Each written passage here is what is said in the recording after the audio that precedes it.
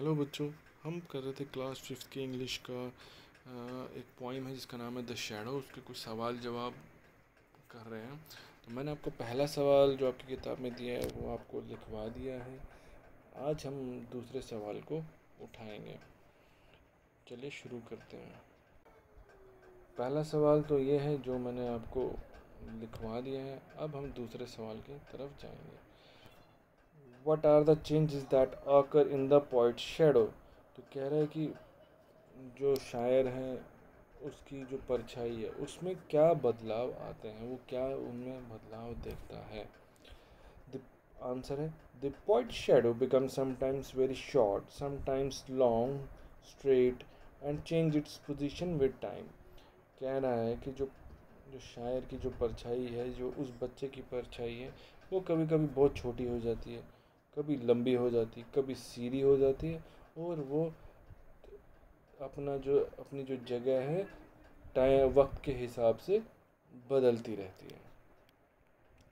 ठीक है बच्चों, आगे समझ। अब हम सवाल तीसरे पे जाएंगे। तीसरा सवाल क्या है? What does the speaker think of his shadow in stanza 3?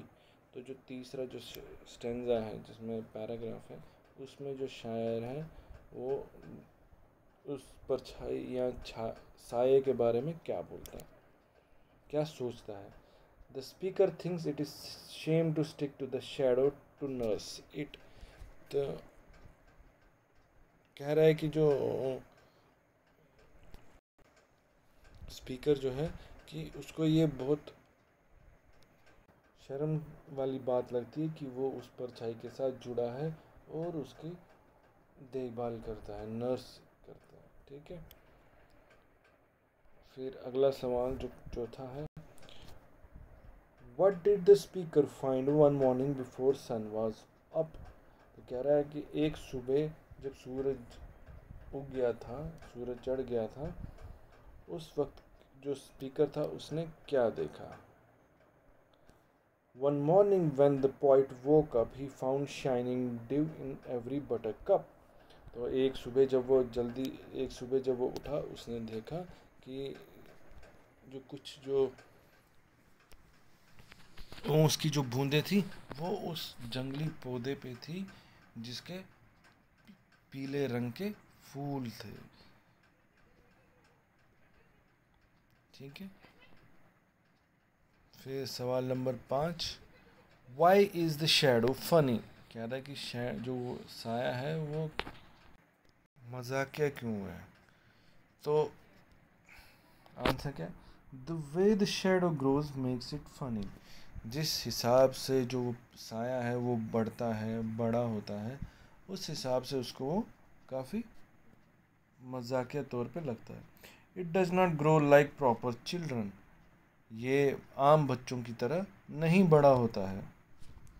It sometimes grow tall and sometimes gets very small. ये कभी कभी बहुत बड़ा हो जाता है, बहुत लंबा हो जाता है, और कभी बहुत ही ज़्यादा छोटा।